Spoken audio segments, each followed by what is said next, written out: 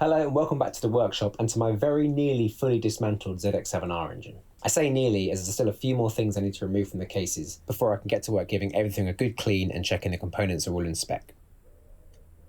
First, I remove the idler gear by pulling the shaft out of the side of the case and lifting it out. I got my puller mounted up to remove the ball bearing from the alternator drive shaft. I wanted to get everything out in order to get the cases vapor blasted. I did the same thing for the needle roller bearing for the shifter.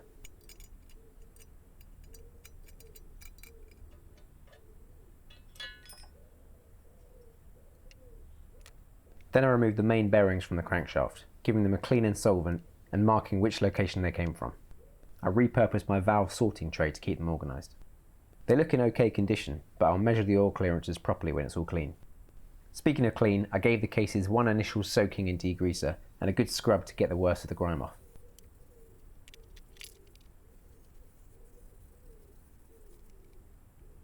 The cleaner I can get it before it goes to blasters should mean they spend less time on it and it will be a bit cheaper.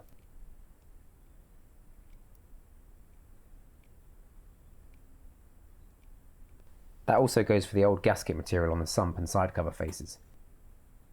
I used a sharp blade at a shallow angle to remove it. I used my fingers to remove the last remnants of silicone that seals the mating surfaces. And with the sump plug removed, I moved on to the left side cover, which naturally was caked in years of grime.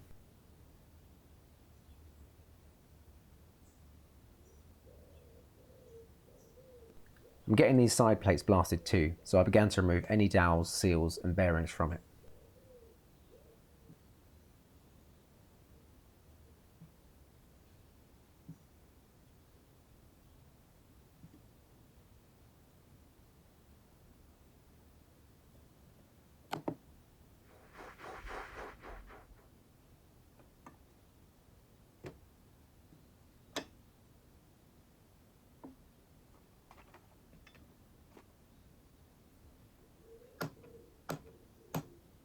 So while those bits are all off getting vapor blasted, I can get started inspecting the various components.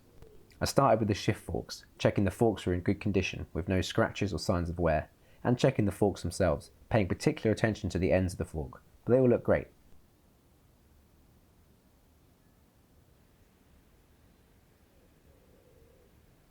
I also checked the pins that slide through the grooves on the drum, but again, all look good.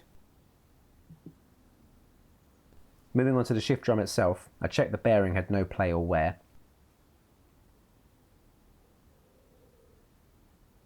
I checked the peaks and valleys of the cam that holds the gears in position, particularly checking the neutral position in between 1 and 2. Then I slid my finger down the pass for the fork pins, checking for any burrs or wear.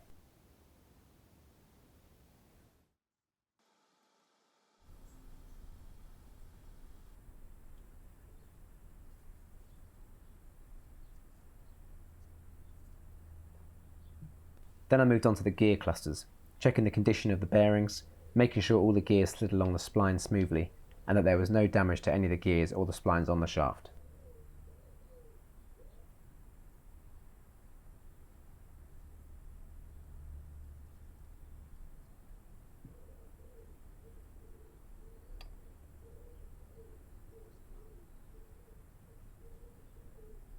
I went tooth by tooth to be certain, but everything looked in great condition. I paid particular attention to the dog teeth that engage the gears when that ratio is selected. They have a slightly tapered edge to ensure good purchase. Excessive wear here can lead to jumping out of gear.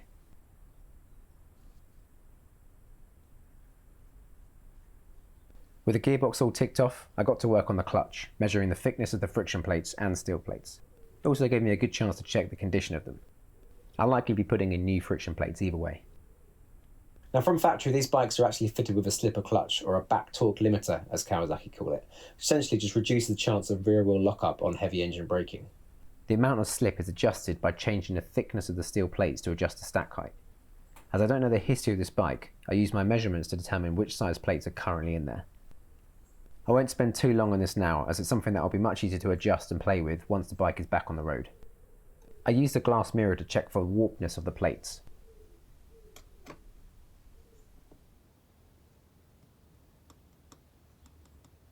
The service limit is 0.3mm, so I picked that size feeler gauge, and if there was any wobble, I could see if it fit underneath, which happily none of them did.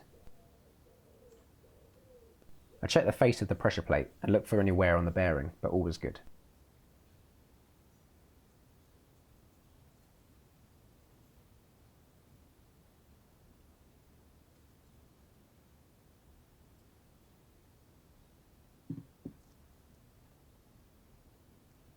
The needle roller bearing in the outer clutch basket was in good condition, and there was absolutely no sign of wear or damage to any of the springs.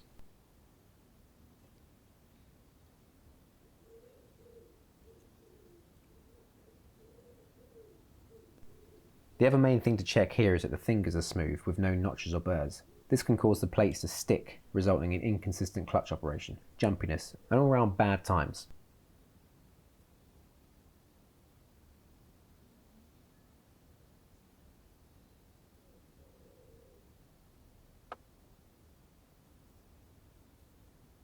They all felt smooth, so I moved on to the inner basket. I did the same thing with these, making sure that the grooves in the inner basket were completely smooth.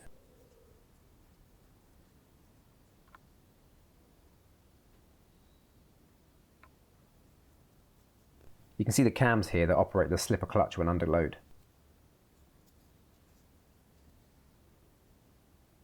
As per the manual, I'll be replacing the main nut on reassembly.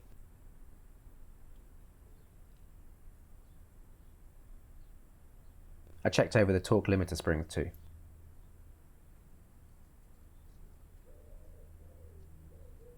One last check over of the working faces of the pressure plate for any signs of wear or damage, but all was clear.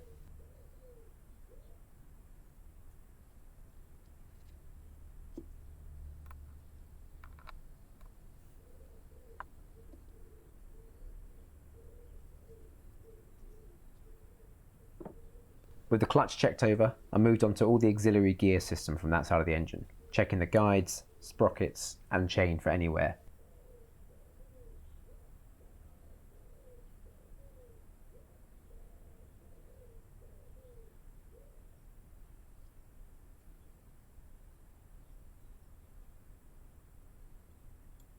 I blew through the oil spray with GT85 to check it worked and that it was all clear.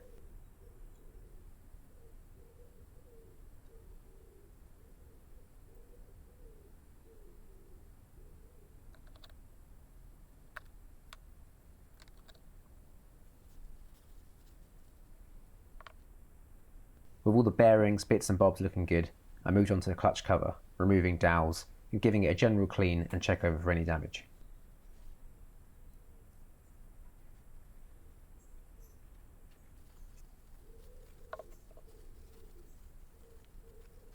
I plan to replace the springs as they're just so affordable, but I thought I'd check their free length against the spec anyway. Someone in the comments previously had suggested that these might be a higher performance spring, something like white springs or something. I'm cautious to just blindly throw them out if that's the case, so if you do recognise them and you know about this, let me know. The cam chain was next, and even though it measured within spec, they're so affordable, and it was towards the end of the range, so I'll likely replace this too. This pipe distributes oil to the various parts of the crankcase, so I ordered replacement O-rings and sprayed it through to check it was clear. The oil pump looked in great condition, and turned without any binding areas or signs of wear on the rotors.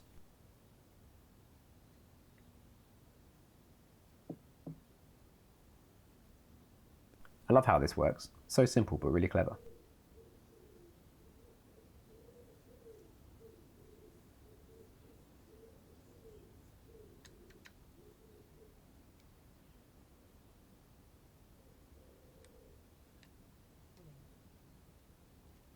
Everything felt good, so I put that back together and moved on to the crankshaft, checking the general condition. But as you can see in the background, something exciting has come back.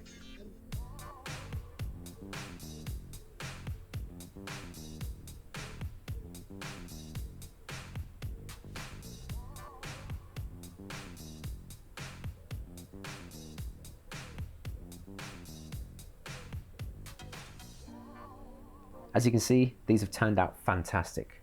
It's definitely moments like this that get me excited about the finish line being on the horizon. You can see the corrosion that's taken place around the oil filter housing after years of road juices have been thrown up at it.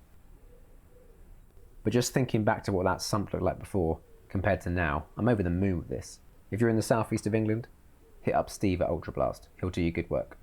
As with any media blasting process, especially with engines, I need to make 100% sure that there is no media left that could cause big issues down the line. I also still need to remove any remaining thread lock and clear the threads, so I'll do that before giving it a final deep clean. I used a thread gauge to check the pitch, and then used the correct tap to chase out the threads.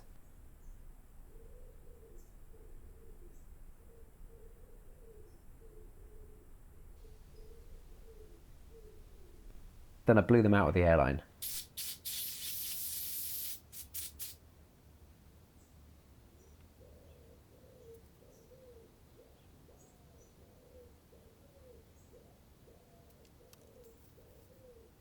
I used one of the bolts to go around checking after, listening for any crunchy nut cornflakes hiding in my threads.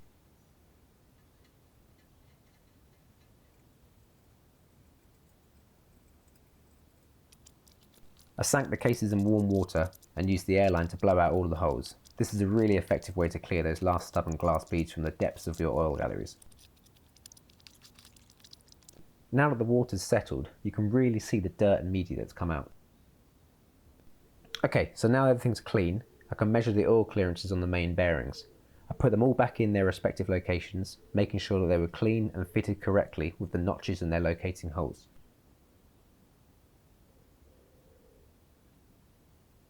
I refitted the dowels to help with mating the cases.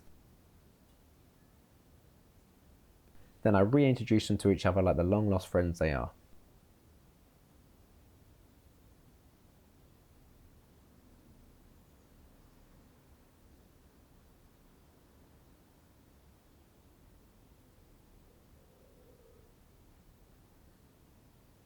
I went around to double check they were fitted well and nothing was in the way that could damage them when tightening down.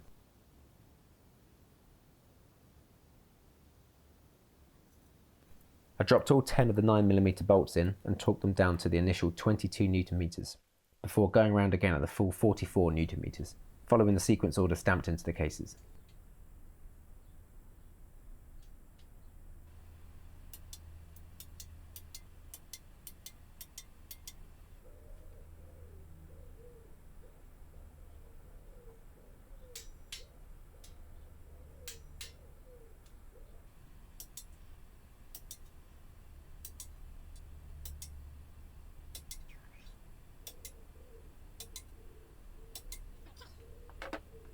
So one way to measure the oil clearances is to measure the internal diameter of the bearings and the outer diameter of the main crankshaft journals. The difference will be your oil clearance.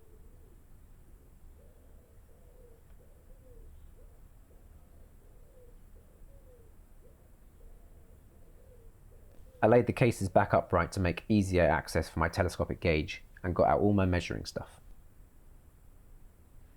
I made a quick grid to record my measurements and made a start on the first location.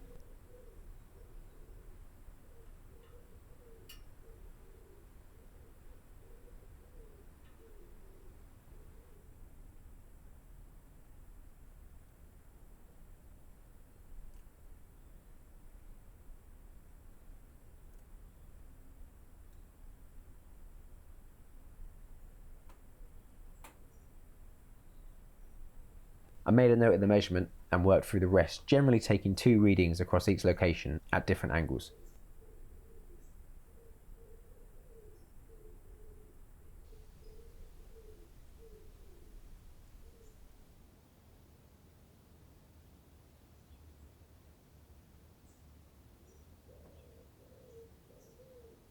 Then I moved on to the main crankshaft journals.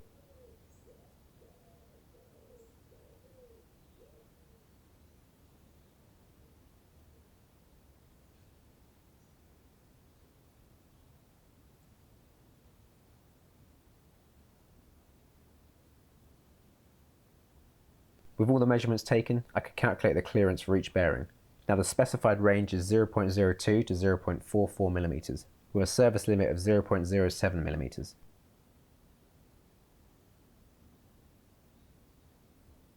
Out of the 5, 4 of them were under the service limit, one measured slightly above it, so I took another reading, but it was still at the top end of that range. The other technique for measuring these is using Plastigage. which is a thin, waxy strip that you squash between the surfaces. The more it deforms, the smaller the clearance. So I fitted the crankshaft back into the upper case with a slight smear of lube. I took a strip and cut it to match the width of the bearing, then laid it across the top of the journal surface.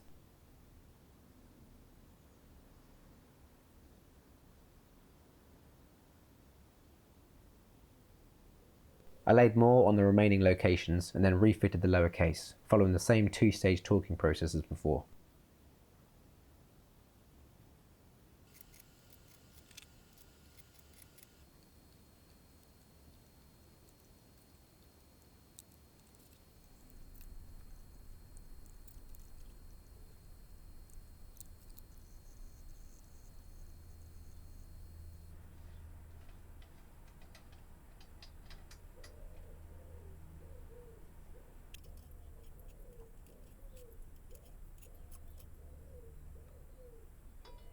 Then I opened the cases back up so I could see how much they'd deformed.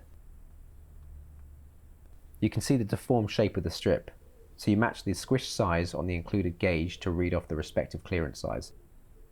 The good news is it confirmed that the sizes were all under the service limit, but still slightly outside the spec range. So ultimately I could run these again, but I really don't want to be opening this engine up again for a long time, so I will likely replace these with new ones to bring it back well within the specified range. So that's the bottom end fully stripped, fully clean and fully checked over. I've built up quite a shopping list, but this really marks the point where I start putting this engine back together. In the next video, I'll be beginning the reassembly. Thanks for watching. Do the like thing, do the subscribe thing, all those things. Do the join thing if you want to support me more. I really appreciate you guys following along. I'll see you soon.